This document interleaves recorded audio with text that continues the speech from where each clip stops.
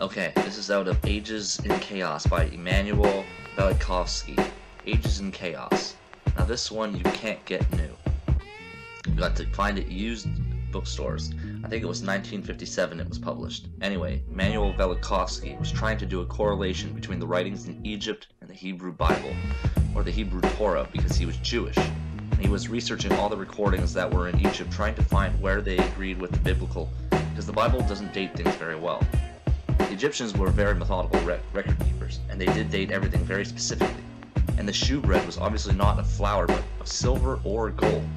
In the book of Exodus, it is said that the shewbread was made by Bezaleel, who was a goldsmith. Bezaleel is the man who made the Ark of the Covenant. He made the golden decorations for the tabernacle, and he was a goldsmith, and yet he made the bread of the presence of the God. And the shewbread wasn't called shewbread then. The shewbread was called the bread of the presence of God. All these first items are all gold, okay? Then down here they got silver, at the bottom they got copper. The more important items are all the golden items. Here's the tables, the golden vessels.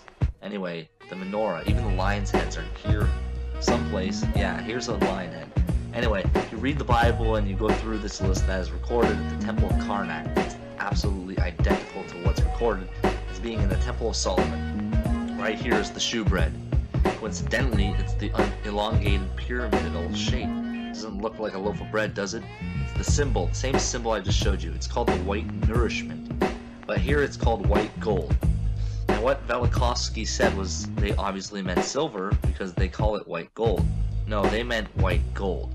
They meant just what they said. It was white gold. It was the bread of the presence of God, that once a week the high priests of Melchizedek were allowed to go behind the veil of the Holy of Holies and partake of the bread of the presence of God. And then more bread was set out for the next week as the offering to the God's feet, or with the Ark of the Covenant. And they consumed this material on a weekly basis, and this was the era of the great prophets, when literally God dwelt with his people, and these high priests could communicate with the animals. They could telepathically know all things. It was the era of the great prophets in the Bible. Anyway, that's the stuff, and here it is, black and white. In Ages of Chaos, Velikovsky writes, next to the altar was the table whereupon the shewbread was, 1 Kings 7:48, 2 Chronicles 4:19. The showbread was obviously not of flour, but of silver or gold in the book of Exodus. It is said that showbread was made by Bezaleel, who was a goldsmith. Showbread is pictured on a bas-relief of Karnak in the form of a cone. The cone in the 7th row, 138, bears the explanation, white bread. This bread was of silver. The 30 cones of gold, 48, and the 24 cones of colored stone, malachite, 169, identical in form. The silver cone also represent showbread.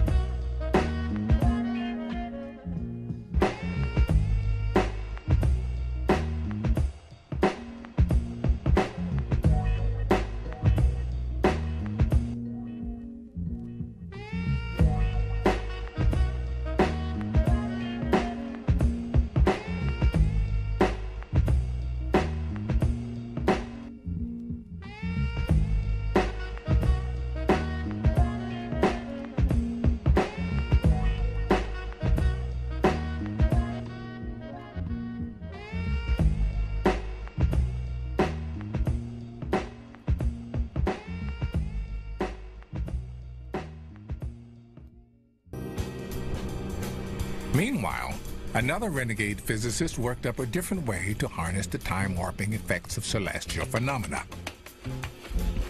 Richard Gott has been studying the problem of time travel for decades. Gott's novel Time Machine uses the heavy gravity surrounding cosmic strings to create loops in time. Cosmic strings are thin strands of energy that may run through the universe. Here's a poem. There was a young lady named Bright. She traveled far faster than light. She left one day in a relative way and returned home the previous night.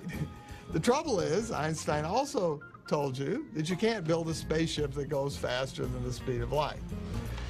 But in general relativity, which is theory of curved space-time, if you take a shortcut, you can beat a light beam. So this is what allows you to circle the cosmic strings and, like Miss Bright, visit an event in your own path. And no one knows if cosmic strings are real. But many physicists think they're out there. Pieces of high-density vacuum energy left over from the Big Bang, narrower than an atomic nucleus. Some strings may be short, some may be infinitely long, but they all exert incredible gravity. And where there's incredible gravity, there's a chance of creating a shortcut across time and space. So here's how to build a time machine using cosmic strings. Now, you might think that the geometry around a cosmic string is flat like a piece of pizza, but actually, because they have a large mass per unit length in the string, it really looks like a pizza with a slice missing. So if I cut out a slice of pizza here, and take it away, and then I fold up the pizza so it's like a cone. So it's like a cone. So it's like a cone. I am a pretty cone. So it's like a cone. I like to sing, I like to dance. It's so much fun to skip and prance. Pizza looks like a cone. Pizza looks like a cone. Never mind that shit. Pizza looks like a cone. So if I was over here on planet A, I can send a light beam to planet Saturn. But I could get on a spaceship and I could go slower than the speed of light and travel over here across this shortcut, and I can get there ahead of the light beam. Now what that means is that my departure and my arrival are separated by more distance in space than distance in time. In other words, this might be 4 light years in distance and only 3 years in time. So then what you could do is I can cut out another missing pizza slice here. And now I've got 2 cosmic strings, and then it's folded up like a boat. That's what space-time around the 2 cosmic strings looks like.